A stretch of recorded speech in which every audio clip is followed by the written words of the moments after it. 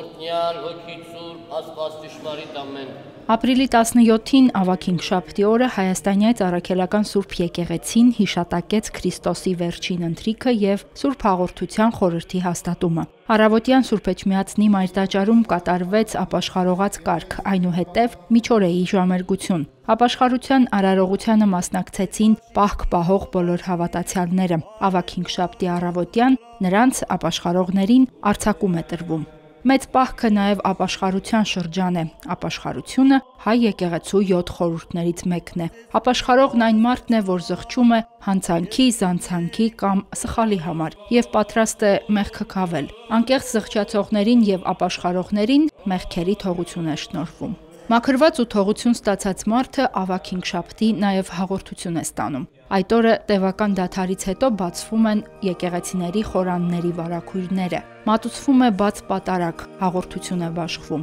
Այս տարի Սուրբ Էջմիածնում ավագինքշաբթվա պատարագը մատուցեց Մայրաթոռի փոխլուսարարապետ Դավիթ Աբեղա Օհանյանը։ Պատարագը հիշատակն է վերջին ընթրիքի ժամանակ Քրիստոսի կողմից Սուրբ Հաղորդության խորհրդի հաստատման։ Երբ որ Տերը վերջին ընթրիքին վերցրեց հացը եւ գինին, օրհնելով բաշխեց իր աշակերտներին, ասելով, որ սա իմ մարմինը եւ սա իմ արյունը։ Այսպիսի խոսքերի մեջ թաքնված էր ամբողջությամբ աստվածային սերը։ Այս խոսքերի մեջ թաքնված էր ընդամենը մի քանի ժամ հետո տեղի ունեցող մարդկության պատմության մեջ ամենամեծ դավաճանության եւ ամենամեծ անարդարության պահը։ Աշակերտները հարց տվեցին, հենց Քրիստոս ասեց, որ ով չուտի իմ մարմինը, չմպի իմ արյունը, ինձ հետ մաս չունի։ Հետևաբար ամեն անգամ, երբ որ մենք մոտենում ենք հաղորդության, այլևս մենք մաս եւ բաժին ենք ունենում մեր Տիրոջ Հիսուս Քրիստոսի։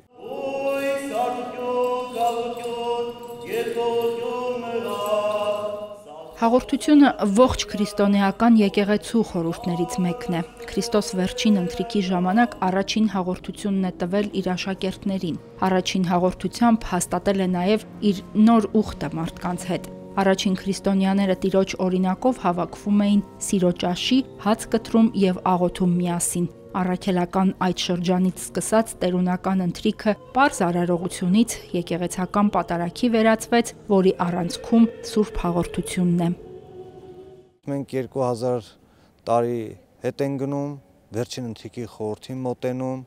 հասկանում ենք, թե ինչու էր Տերը այդ խորհուրդը կատարել, թե ինչու էր այս ամենը թողել մեզ, որպեսզի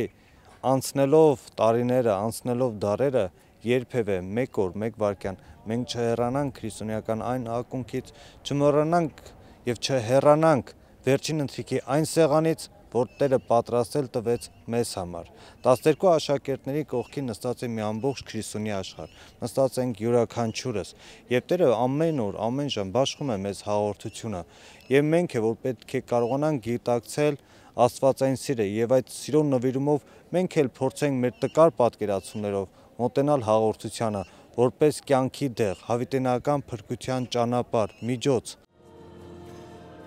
Ավագինքշաբթին տերունական շաբաթվա օրերից ամենահարուստն է արարողություններով։ Հաղորդության խորհրդի հաստատման հիշատակին մատուցվող պատարագից հետո օրվա ընթացքում կատարվում է ոտնլվայի, ապա խավարման կարգ։ Հերմինե Հակոբյան, Հարություն Տոլանյան, Եկեղեցական կյանք։